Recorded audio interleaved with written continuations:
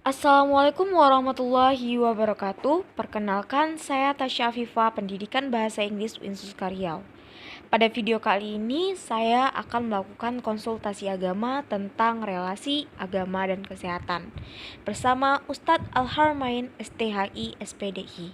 Jadi begini Ustadz, seperti yang kita ketahui dalam media massa, media sosial bahwa penyakit virus corona ini telah mengancam hidup manusia.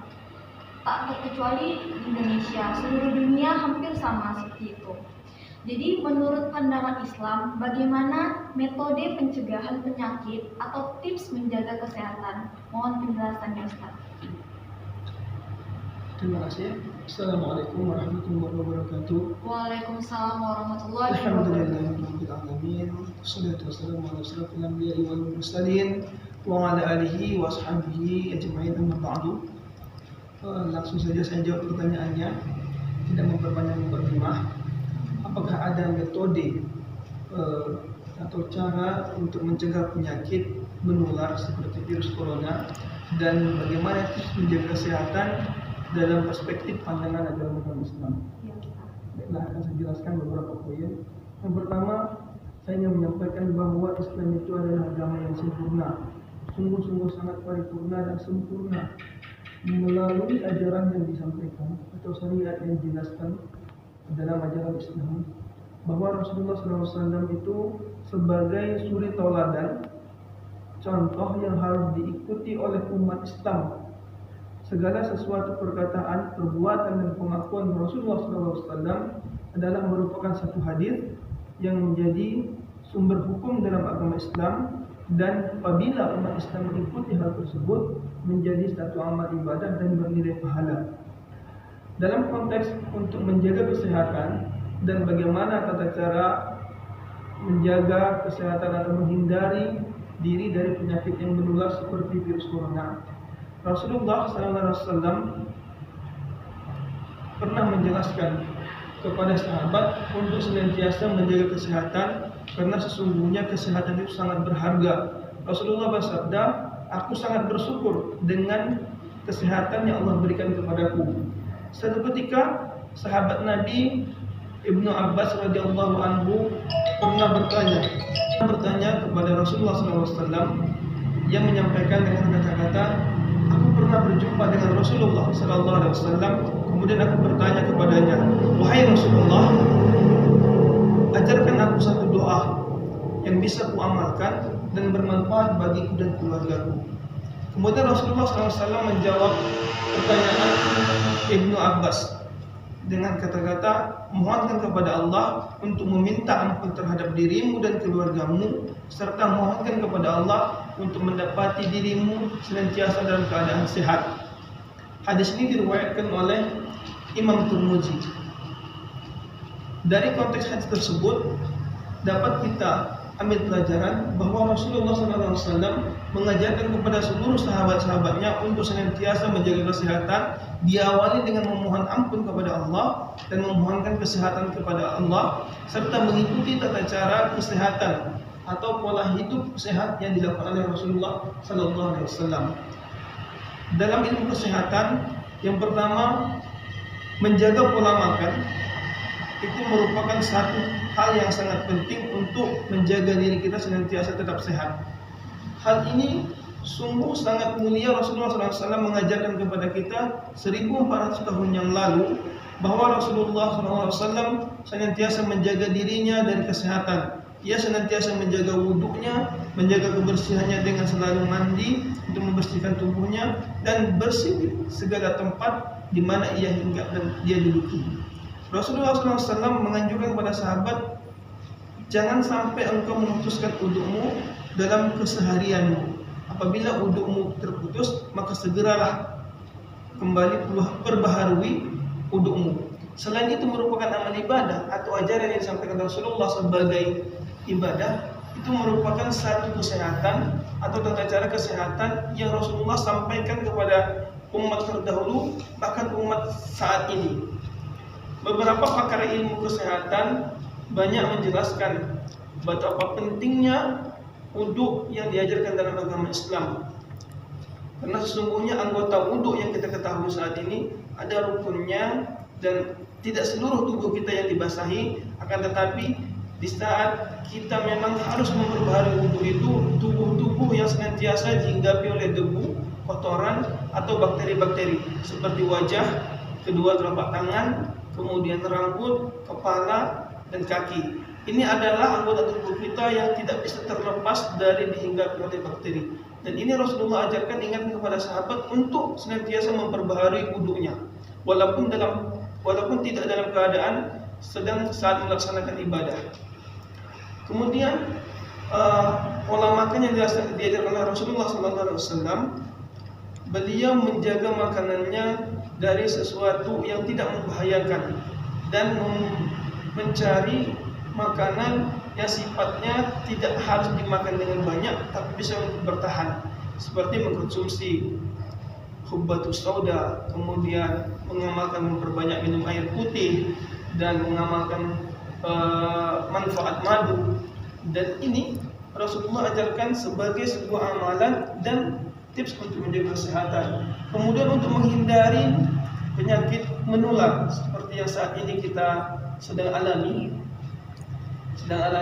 Rasulullah menyatakan kepada sahabat saat itu, menyampaikan bahwa apabila engkau mendapati satu kampung atau satu tempat yang di dalamnya terjadi wabah penyakit, maka engkau harus berusaha menghindar dan jangan sampai masuk ke kampung tersebut, sehingga nantinya engkau akan membawa satu wabah penyakit untuk orang-orang yang ada di sekitarmu.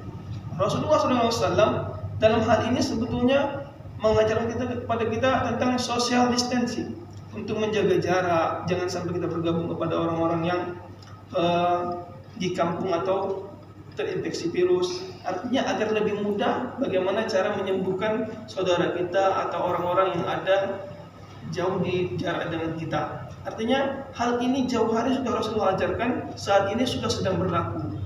Satu, pola makan. Yang kedua, Rasulullah mengajarkan kepada kita untuk menjaga kesehatan dengan menjaga waktu istirahat. Rasulullah SAW selalu mengamalkan untuk tidur di awal waktu. Makanya senantiasa Rasulullah itu tidak pernah mengadakan kajian selepas sholat Isya. Beliau lebih mengutamakan untuk tidur lebih awal dan bangun lebih awal, sekitar sepertiga malam. Nah, hal ini pun sudah diteliti saat ini, bahwa pakar Indonesia mengatakan tidur lebih awal merupakan satu kegiatan yang bisa mengistirahatkan tubuh kita lebih baik daripada tidur di waktu siang atau istirahat di waktu siang. Nah, Rasulullah SAW mengajarkan hal itu kepada kita. Kemudian bangun di awal waktu atau di sepertiga malam juga sudah diteliti oleh berbagai macam pakar kesehatan, itu begitu penting dan begitu sangat bermanfaat bagi tubuh atau kesehatan seorang manusia. Hal-hal ini sudah diajarkan Rasulullah. Kemudian yang ketiga, selain pola makan, menjaga istirahat, Rasulullah juga mengajarkan kita bagaimana untuk senantiasa menjaga kebersihan. Nah, menjaga kebersihan ini merupakan pokok atau dasar kita menjaga kesehatan. Artinya, seseorang yang tidak menjaga kebersihan berarti dia sudah melupakan kesehatan. Nah, artinya bahwa orang yang ingin menjaga atau mendapati dirinya sehat, dia harus menjaga kebersihan. Dalam ajaran agama Islam, khususnya dalam kitab-kitab fikih, selalu diutamakan bab tentang toharoh, tentang bersuci. Nah, di situ diajarkan bahwa bagaimana cara kita mensucikan diri, baik dari hadas kecil, hadas besar, dan bagaimana menjaga diri kita untuk senantiasa dalam kondisi bersih dan suci. Suci dan bersih itu dua kalimat sebenarnya hampir sama, tapi ada perbedaan yang jauh. Artinya bisa kita ambil analisa, bersih belum tentu suci, tetapi suci sudah pasti bersih. Itu kita bisa sampaikan tips untuk menjaga kesehatan. Saya ambil kesimpulan yang pertama, menjaga pola makan seperti ajaran Rasulullah, menjaga waktu istirahat seperti Rasulullah, tidur lebih awal, tidak bergadang setiap malamnya. Kemudian Rasulullah mengajarkan untuk senantiasa menjaga kebersihan. Mungkin itu yang dapat saya jawab tentang bagaimana cara kita menghindari penyakit menular, dengan menghindari orang-orang yang terjangkit, menghindari kampung-kampung yang terjangkit, kemudian menjaga kesehatan dengan pola-pola sehat yang diajarkan oleh Rasulullah Sallallahu Alaihi Wasallam. Ya. Baik Ustadz, lanjut saja ke pertanyaan yang kedua Ya. mengenai sejauh mana Islam menekankan untuk berlaku hidup sehat dalam kehidupan sehari-hari. Bagaimana Islam menekankan untuk berlaku hidup untuk sehat. berlaku hidup sehat dalam kehidupan sehari. Ada yang ketiga lagi? Ada Ustadz Coba. mengenai apakah ada syariat Islam yang berkaitan dengan kesehatan? Oke, baik. Baik, saya akan langsung menjawab. Yang kedua yakni apakah ada tekanan ya atau anjuran dalam Islam untuk menjaga kesehatan. Rasulullah SAW sebagai tauladan, beliau mengajarkan syariat Islam, kemudian mengajarkan pola hidup sehat untuk menjaga kesehatan. Beliau juga melakukan hal itu. Jadi beliau itu sebagai guru, mentor sekaligus yang dapat ditiru. Sungguhnya beliau itu mengajarkan sesuatu, beliau juga mengamalkannya. Artinya bagi seorang muslim, apabila ia mengamalkan apa yang diperbuat oleh Rasulullah, apa yang dikatakan oleh Rasulullah, itu merupakan sebuah ibadah, dan ibadah itu akan mendapatkan nilai pahala. Seorang muslim yang menganjurkan atau menghidupkan pola sehat yang diajarkan oleh Rasulullah SAW, ia akan mendapatkan dua keuntungan atau dua keunggulan. Yang pertama, bernilai ibadah yang akan ada pahalanya.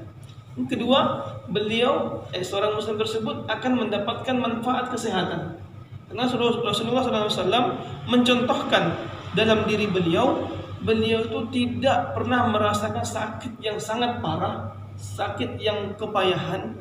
Dan sejarah mencatat Rasulullah hanya merasakan 2 kali sakit yang sangat mengkhawatirkan, sehingga sampai beliau menutup napas yang terakhir. Ya. Dengan sejarah mengatakan seperti itu, kita mengetahui bahwa manfaat pola makan, manfaat istirahat, manfaat menjaga kebersihan yang diajarkan, yang dilakukan oleh Rasulullah SAW terbukti. Bahkan sampai saat ini, begitu banyak pakar ilmu kedokteran, ilmu kesehatan meneliti bagaimana tata cara pola kesehatan yang diajarkan oleh Rasulullah itu sangat bisa diterapkan pada saat-saat seperti ini. Dari mulai menjaga makan, menjaga istirahat, berolahraga. Nah, berolahraga Rasulullah itu hanya ada 3 olahraganya. Pertama, beliau bahkan menganjurkan untuk berolahraga harus mampu berenang, memanah, kemudian berkuda. Nah, ini adalah olahraga yang semestinya paling baik dan paling sangat bermanfaat bagi tubuh manusia untuk diamalkan. Nah, ini selain sunnah juga merupakan pola hidup sehat Rasulullah SAW.